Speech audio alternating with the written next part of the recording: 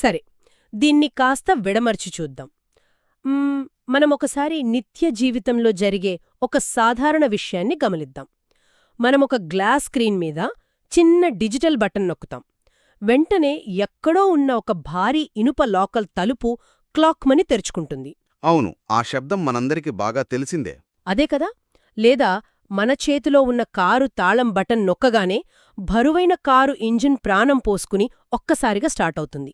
ఇక్కడ విచిత్రమేమిటంటే, గాలిలో ప్రయాణించే ఒక కంటికి కనిపించని బరువులేని డిజిటల్ సిగ్నల్ అంత బరువైన ఇనుమును భౌతికంగా ఎలా కదిలిస్తోంది అని.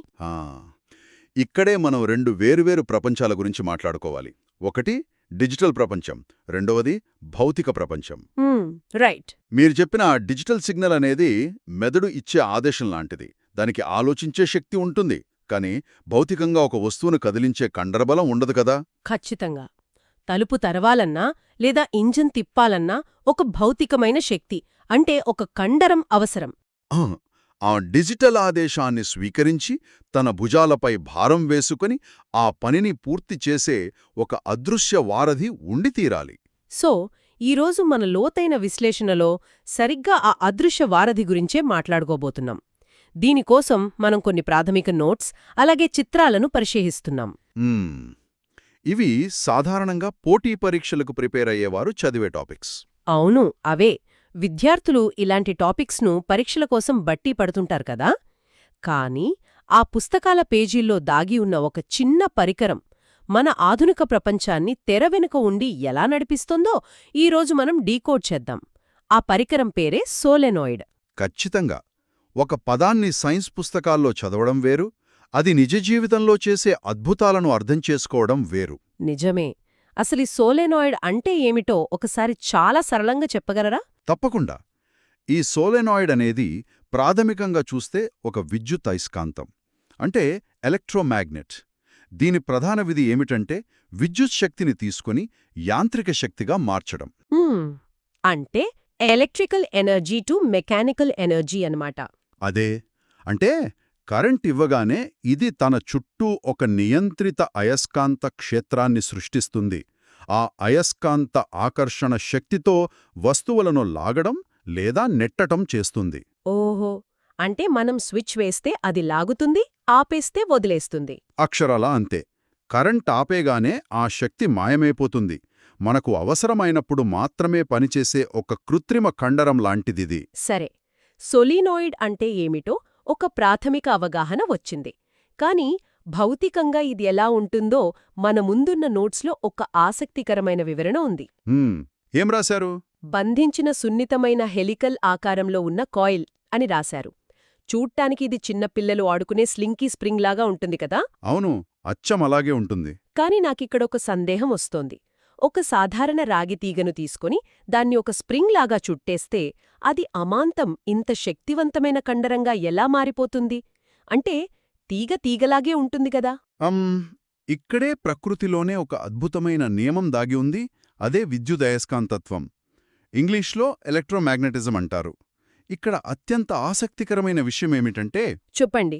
మనం ఒక మామూలు తిన్నగా ఉన్న తీగ గుండా కరెంట్ పంపినప్పుడు దాని చుట్టూ అయస్కాంత క్షేత్రం ఏర్పడుతుంది.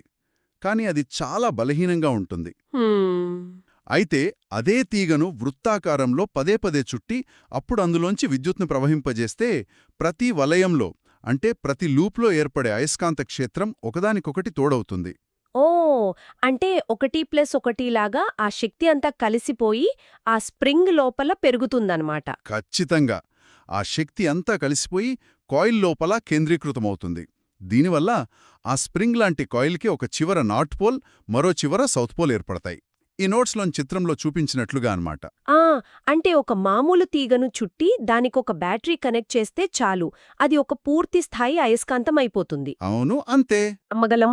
అసలు ఆ శక్తిని ప్రాక్టికల్గా చూడటం సాధ్యమేనా? ఇది అర్థం చేసుకోవడానికి ఒక చిన్న ప్రయోగం ఊహించుకుందాం. ఇక్కడ మన ఆధారాల్లో కూడా దీని గురించి ప్రస్తావించారు. కార్డ్బోర్డ్ ప్రయోగం కదా. అదే. ఒక అట్టముక్క తీసుకుని దానికి 2 రంధ్రాలు చేసి ఈ కాయిల్ను ఆ రంధ్రాల గుండా దూర్చాలి. సగం కాయిల్ అట్టముక్క పైన, సగం కింద ఉండేలా అనమాట. ఊహించుకుంటున్నాను. ఇప్పుడు ఆ అట్టముక్క మీద సన్నని ఇనుప రజును, అంటే ఐరన్ ఫైలింగ్స్ చల్లాలి. అది ఒక చెత్తలాగా ఎక్కడ పడితే అక్కడ క్రమరహితంగా పడి ఉంటుంది. అవును, నార్మల్గా అలానే ఉంటుంది కదా. కానీ ఎప్పుడైతే మనం ఆ కాయిల్కు బ్యాటరీ కనెక్ట్ చేసి కరెంటు పాస్ చేస్తామో ఆ క్షణంలో ఒక అద్భుతం జరుగుతుంది. ఆ ఇనుప రజను అంతా దానంతట అదే కదిలిపోయి ఉత్తర ధ్రువం నుంచి దక్షిణ ధ్రువానికి వృత్తాకారంలో అందమైన గీతల్లాగా పేర్చుకుంటుంది. వావ్! నిజంగానా? అవును, మనం కంటితో చూడలేని ఆ అదృశ్య అయస్కాంత ఫ్లక్స్ రేఖలు ఎలా ఉంటాయో ఆ ఇనుప రజను కళ్లకు కట్టినట్లు చూపిస్తుంది. ఆ దృశ్యం ఊహించుకుంటేనే చాలా అద్భుతంగా ఉంది. గాలిలో ఆ శక్తి ఎలా వలయాలుగా తిరుగుతోందో మనం స్పష్టంగా గమనించవచ్చు. నిజమే. కాని ఇక్కడ నాకో లాజికల్ ప్రశ్న వస్తోంది. కేవలం మధ్యలో గాలి మాత్రమే ఉన్న ఈ స్ప్రింగ్ ఒక కారింజిన్ను స్టార్ట్ చేయగలదా? లేదా ఒక భారీ ఇనుప తలుపును తెరవగలదా? దీనికంత బలం ఎక్కడ్నించొస్తోంది? మీరు చాలా కరెక్ట్ పాయింట్ పట్టుకున్నారు. కేవలం మధ్యలో గాలి ఉంటే దానికంత బలం ఉండదు. అవునా? మరి ఎలా? అయస్కాంత శక్తి ప్రయాణించడానికి గాలి ఒక మంచి మాధ్యమం కాదు. అందుకే ఈ సోలినాయిడ్ను ఒక నిజమైన కండరంగా మార్చడానికి ఆ కాయిల్ లోపల ఒక లోహపు కోర్, ముఖ్యంగా ఇనుప కడ్డీని ఉంచుతారు. ఓహో! ఆ గాలి ఉన్న చోట ఇనుప కడ్డీని పెడతారన్నమాట. అవును, ఇనుముకు అయస్కాంత రేఖలను ఆకర్షించి దట్టంగా కేంద్రీకరించే గుణముంటుంది. ఎప్పుడైతే మనం కాయిల్ లోపల ఇనుపకడ్డీని పెడతామో ఆ అయస్కాంత శక్తి చెల్లాచెదురు కాకుండా ఒకే మార్గంలో బలంగా ప్రయాణిస్తుంది. అంటే గాలిలో పోయే శక్తిని ఆ ఇనుము లాక్కుంటుందా? ఖచ్చితంగా. ఆ ఇనుపకడ్డీ అమాంతం ఒక శక్తివంతమైన అయస్కాంతంలా మారిపోతుంది. దీన్నే మనం సైన్స్ భాషలో విద్యుద్యస్కాంత ప్రేరణ అంటే ఎలక్ట్రోమాగ్నెటిక్ ఇండక్షన్ అంటాం. అర్థమైంది. తీగ చుట్టలో ఇనుప కడ్డి పెడితే అది ఒక బలమైన కండరమవుతుంది. అయితే బరువులెత్తాలన్నా లేదా భారీ యంత్రాలను కదిలించాలన్నా ఆ శక్తిని మనకి కావాల్సినంతగా ఎలా పెంచుకోవాలి లేదా తగ్గించుకోవాలి? దానికి మనం కాస్త లెక్కల్లోకి వెళ్ళాలి. ఇక్కడే అసలు ఇంజనీరింగ్ మ్యాజిక్ ఉందనుకుంటా. మన ముందున్న ఈ నోట్స్లో ఒక ఫార్ములా కనిపిస్తోంది. B=μ0 × N × I. అవును, B=μ0NI. నిజం చెప్పాలంటే ఇలాంటి ఫార్ములాలు చూడగానే నాకు పరీక్షల టెన్షన్ గుర్తొస్తుంది. పోటీ పరీక్షల విద్యార్థులకు ఫార్ములాలు ఖంటతా పట్టడం అలవాటే. కాని ఈ ఫార్ములా నిజంగా ఈ పరికరం యొక్క రిమోట్ కంట్రోల్ లాంటిది అనిపిస్తోంది. ఇదెలా పనిచేస్తుంది? దీన్ని మనం కొంచెం విశాల దృక్పథంతో చూద్దాం. ఈ ఫార్ములాను కేవలం బట్టీపట్టే అక్షరాల్లా కాకుండా ఒక యంత్రాన్ని నియంత్రించే కంట్రోల్ ప్యానెల్లాగా ఊహించుకోండి. Okay, control panel. ఈ ఫార్ములా ప్రతి ఇంజనీర్కు ఒక మాస్టర్ కీ లాంటిది. ఇక్కడ ప్రతి అక్షరానికి ఒక ప్రాక్టికల్ అర్థముంది. ముందుగా బి అంటే ఏర్పడిన అయస్కాంత క్షేత్రం అంటే మ్యాగ్నెటిక్ ఫీల్డ్. రైట్, దీన్ని టెస్లాలలో కొలుస్తారు కదా? అవును, టెస్లాలలో. ఈ బి ఎంత శక్తివంతంగా ఉండాలి అనేది నిర్ణయించడానికి ఇంజనీర్ చేతిలో 3 నాబ్స్ లేదా 3 దారులున్నాయి. ఆ 3 దారులేమిటి? మొదటి దారి ఫార్ములాలోని ఎన్ అంటే మలుపుల సాంద్రత, టర్న్ డెన్సిటీ. అంటే తీగను ఎన్నిసార్లు చుట్టామనేదే కదా? ఖచ్చితంగా. మీరు 1 మీటర్ పొడవులో 100 సార్లు తీగను చుట్టారా లేక 1000 సార్లు చుట్టారనేది ముఖ్యం. తీగను ఎంత దగ్గరగా ఎన్ని ఎక్కువసార్లు చుడితే అంత ఎక్కువ అయస్కాంత రేఖలు ఒకదానిపై ఒకటి పడి ఆకర్షణ శక్తి అంతగా పెరుగుతుంది. ఓహో, అంటే నేనొకవేళ బరువు ఎక్కువ ఎత్తాలనుకుంటే ఇంకాస్త దగ్గరగా ఎక్కువ రౌండ్స్ తీగను చుట్టచ్చన్మాట. అంతేకదా. ఇప్పుడు రెండవ దారి చూద్దాం. అది ఐ అంటే విద్యుత్ ప్రవాహం, కరెంట్. దీన్ని యాంపియర్లలో కొలుస్తారు కదా? అవును. తీగను మార్చకుండా దానికి పంపే కరెంటును పెంచితే ఆటోమేటిక్గా అయస్కాంత క్షేత్రం బలపడుతుంది. ఒక చిన్న బ్యాటరీ బదులు పెద్ద బ్యాటరీని కలిపితే పెద్ద శక్తి వస్తుందన్నమాట. ఈ 2 పాయింట్లు లాజికల్గా బాగానే అర్థమయ్యాయి. ఎన్ పెంచాలి లేదా ఐ పెంచాలి. కాని మూడవదొకటుంది. ఆ గ్రీకు అక్షరం μ0. నోట్స్లో దీన్ని పర్మియబిలిటీ అని రాశారు. ఇది వినడానికి పక్కా పాఠ్యపుస్తకం పదంలా ఉంది. దీని ప్రాక్టికల్ మీనింగ్ ఏంటి? పర్మియబిలిటీ అంటే చాలా సింపుల్. తన గుండా అయస్కాంత రేఖలను ప్రయాణించడానికి ఒక పదార్థం ఎంతలా అనుమతిస్తోంది అంటే పర్మిట్ చేస్తోంది అనేది దీని అర్థం. ఓ, అందుకే దానికి పర్మియబిలిటీ అని పేరు పెట్టారన్నమాట. పర్మిషన్ లాంటిదే. అక్షరాల అంతే. ఇందాక మనం అనుకున్నట్లు ఒకవేళ ఆ కాయిల్ లోపల కోర్ ఏమీ లేకపోతే, అంటే కేవలం గాలి మాత్రమే ఉంటే, దాని శూన్య అనుమతి విలువ స్థిరంగా ఉంటుంది. ఎంత ఉంటుంది ఆ విలువ? అది 4π × 10⁻⁻7గా ఉంటుంది. అంటే గాలి అయస్కాంత శక్తిని తనగుండా సులభంగా వెళ్లనివ్వదు. అర్థమైంది. మరి గాలికి బదులుగా లోపల ఒక ఇనుప కోరు పెడితే ఏమవుతుంది? ఇనుముకు పర్మియబిలిటీ చాలా ఎక్కువ. అది అయస్కాంత రేఖలకు ఒక సూపర్ హైవే లాంటి మార్గాన్నిస్తుంది. దానివల్ల ఆ శక్తి 100 రెట్లు పెరిగిపోతుంది. వావ్, 100 రెట్లా! అవును. కాబట్టి తీగ, కరెంటు మరియు కోర్ మెటీరియల్ ఈ మూడింటితో ఆడుకుంటూ ఇంజనీర్లు తమకు కావలసిన ఖచ్చితమైన శక్తిని సృష్టిస్తారు. అద్భుతం. ఒక ఫార్ములాను ఎంత ప్రాక్టికల్గా వాడతారో ఇప్పుడు స్పష్టంగా అర్థమైంది. అవును. అయితే ఫార్ములా ద్వారా శక్తిని ఎలా నియంత్రించాలో తెలుసుకున్నాక ఇంజనీర్లు ఈ పరికరాన్ని వివిధ అవసరాల కోసం ఎన్ని రకాలుగా మార్చారో అని చూస్తే ఇక్కడే అసలైన ఆసక్తికరమైన విషయం దాగి ఉంది అనిపిస్తోంది. ఎలా అంటే, ఉదాహరణకు ఒక మెకానిక్ టూల్బాక్స్ చూశారనుకోండి. అందులో వేరువేరు నట్లను విప్పడానికి వేరువేరు సైజుల రెంచులుంటాయి. అన్నీ ఒకే పని చెయ్యవు కదా. ఇది అంతే అనుకుంటా. ఆ రెంచ్ ఉదాహరణ సరిగ్గా సరిపోతుంది. ఏ పనికి తగ్గట్టుగా ఆ సాధనాన్ని ఇంజనీర్లు డిజైన్ చేశారు. మన ముందున్న ఈ నోట్స్లో చూస్తే ఈ సోలెనాయిడ్కు సంబంధించి 5 ప్రధాన రకాలను ప్రస్తావించారు. AC laminated, DC C frame, DC D frame, linear మరియు రోటరీ. అవును. ఇన్ని రకాలు ఎందుకు? అసలు వాటి వెనక ఉన్న భౌతిక నిర్మాణం ఎలా మారుతుందో ఒక్కొక్కటిగా కాస్త వివరిస్తారా? తప్పకుండా. మొదటగా ఏసీ లామినేటెడ్ సోలెనాయిడ్ గురించి చూద్దాం. దీనికి ఆల్టర్నేటింగ్ కరెంట్ అంటే ఏసీ పవర్ ఇస్తారు. ఓకే. దీని ప్రత్యేకత ఏమిటంటే, స్విచ్ ఆన్ చెయ్యగానే మొదటి స్ట్రోక్లోనే ఇది అత్యంత ఎక్కువ శక్తినిస్తుంది. తక్షణ బలం కావాల్సిన చోట దీన్ని వాడతారు. బావుంది కదా. కానీ ఏసీ కరెంట్ వాడినప్పుడు ఒక పెద్ద సమస్య వస్తోంది. ఆ లోపల ఉన్న ఇనుప కోర్ లోపల అవాంఛిత కరెంటు ప్రవాహాలు ఏర్పడతాయి. వీటినే మనం ఎడ్డీ కరెంట్స్ అంటాం. ఎడ్డీ కరెంట్స్ అంటే నీటి ప్రవాహంలో ఏర్పడే సుడిగుండాల లాంటివా? అక్షరాల అంతే. ఇనుప కడ్డీ లోపల విద్యుత్ అలా సుడిగుండాల్లాగా గుండ్రంగా తిరుగుతూ ఉంటుంది. ఓహో, దానివల్ల నష్టమేంటి? ఏ సుడిగుండాల వల్ల ఎలాంటి ఉపయోగం ఉండదు, సరికదా. ఇనుము విపరీతంగా వేడెక్కిపోయి కరెంటంతా వృధా అవుతుంది. ఈ సమస్యను ఆపడానికే ఇంజనీర్లు ఒక తెలివైన పని చేశారు. ఏం చేశారు? ఆ ఇనుప కడ్డీని ఒకే ముక్కలా కాకుండా సన్నని పొరలు పొరలుగా, అంటే స్లైసెస్ లాగా కోసి వాటి మధ్య కరెంటు వెళ్లకుండా ఇన్సులేషన్ పెట్టి మళ్లీ అతికిస్తారు. దీన్నే లామినేషన్ అంటారు. వావ్, అదొక మాస్టర్ స్ట్రోక్. అవును. ఇలా పొరలుగా ఉండటం వల్ల ఆ సుడిగుండాలేర్పడటానికి ఖాళీ ఉండదు. కాబట్టి వేడి పుట్టదు, కరెంటు కూడా వృధావదు. సుడిగుండాలను ఆపడానికి ఆ మార్గాన్నే ముక్కలు చేశారన్నమాట. సరే, మరి తర్వాత ఉన్న డీసీ సి ఫ్రేమ్ మరియు డీసీ డి ఫ్రేమ్ సోలెనాయిడ్ సంగతేంటి? ఇవి డైరెక్ట్ కరెంట్ అంటే డీసీ పవర్తో పనిచేస్తాయి. వీటికి సి మరియు డి అక్షరాల ఆకారంలో ఉండే మెటల్ ఫ్రేమ్లుంటాయి. ఇవి కూడా ఒకేసారి పెద్ద శక్తినిస్తాయా? లేదు, ఇవి అమాంతం ఒక్కసారిగా శక్తినివ్వవు, కానీ చాలా మృదువుగా, నియంత్రితంగా, అంటే ఒక కంట్రోల్డ్ స్ట్రోక్తో పనిచేస్తాయి. ఎక్కువ ఖచ్చితత్వం అవసరమైన చోట వీటిని వాడతారు. రైట్. ఇక నాలుగోది లీనియర్ సోలెనాయిడ్. ఇది పేర్లోనే ఉంది కదా. అవును. ఎక్కువగా మనకు తారసపడేది ఇదే.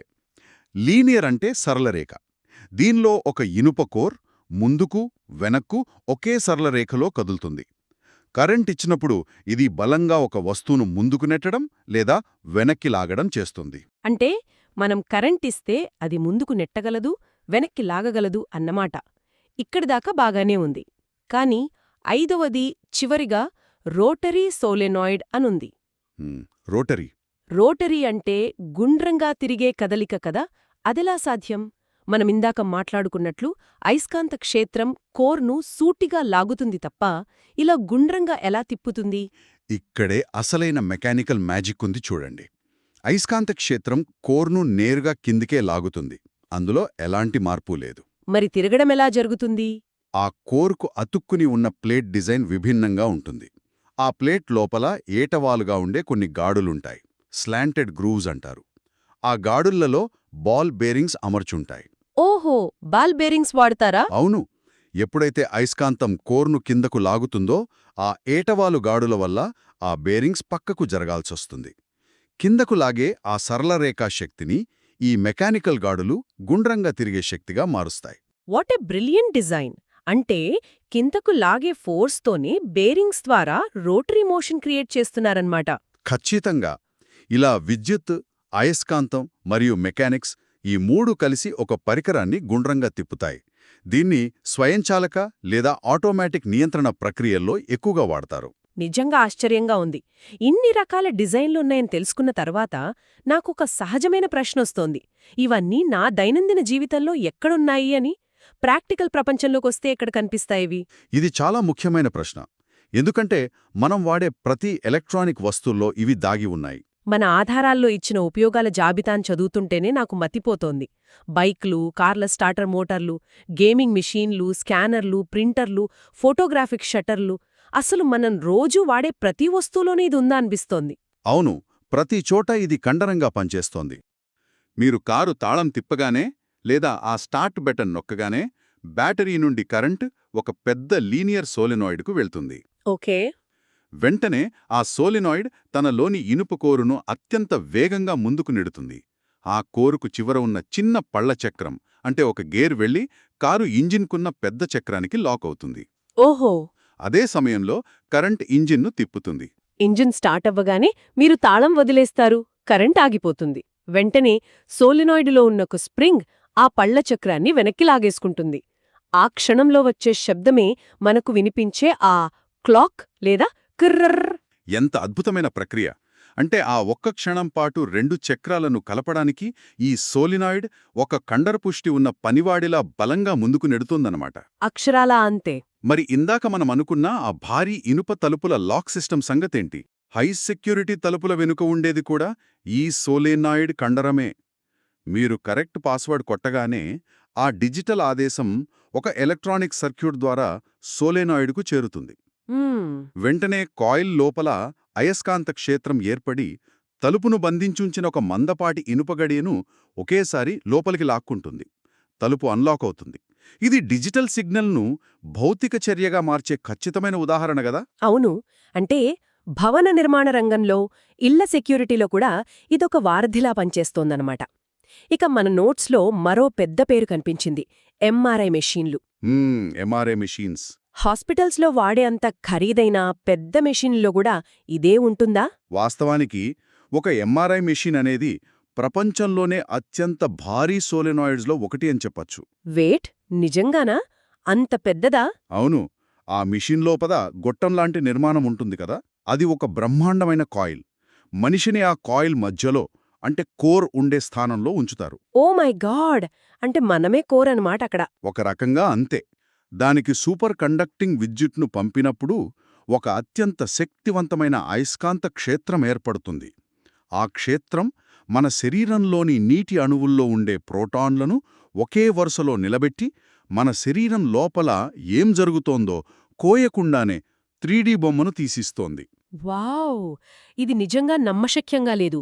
ఒక చిన్న డిజిటల్ కెమెరా షట్టర్ లాక్ తెరవడం నుంచి పెద్ద పెద్ద వ్యవసాయ వాహనాలు కదిలించడం వరకు, కంప్యూటర్ హార్డ్ డిస్క్ల నుండి మన ప్రాణాలను రక్షించే భారీ ఎంఆర్ఐ మెషీన్ల వరకు అన్నింటా ఈ చిన్న తీగ చుట్టే ఉందన్నమాట.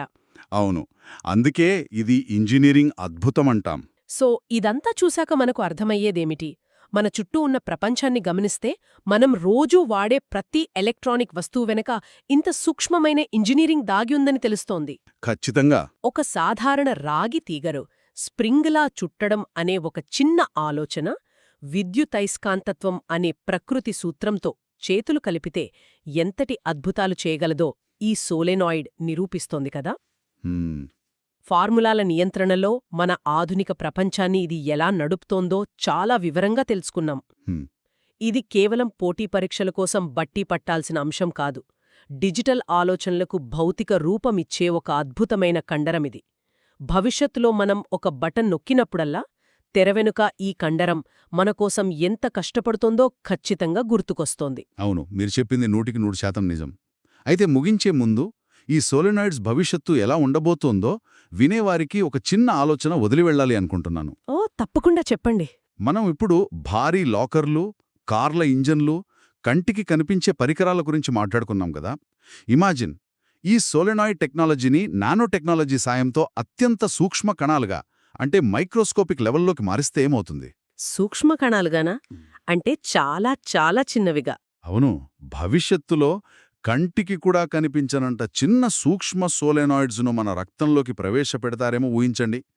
బయట నుండి మనం ఒక చిన్న ఎలక్ట్రోమాగ్నెటిక్ సిగ్నల్ ఇవ్వగానే మన శరీరంలో ఏ మూలనో ఉన్న క్యాన్సర్ కణం దగ్గరికి ఈ నానో సోలెనాయిడ్ వెళ్ళి ఒక చిన్న గడియను తెరిచి అందులో ఉన్న మందును నేరుగా ఆ కణం మీద మాత్రమే పేల్చుతుందేమో. వావ్! దీన్నే టార్గెటెడ్ డ్రగ్ డెలివరీ అంటారు కదా. అక్షరాల అదే. లేదా ఆ సూక్ష్మ కండరాలు విద్యుతాయస్కాంత పల్సు ద్వారా మన శరీరంలో దెబ్బతిన్న కణాలను కుట్టి రిపేర్ చేస్తాయేమో.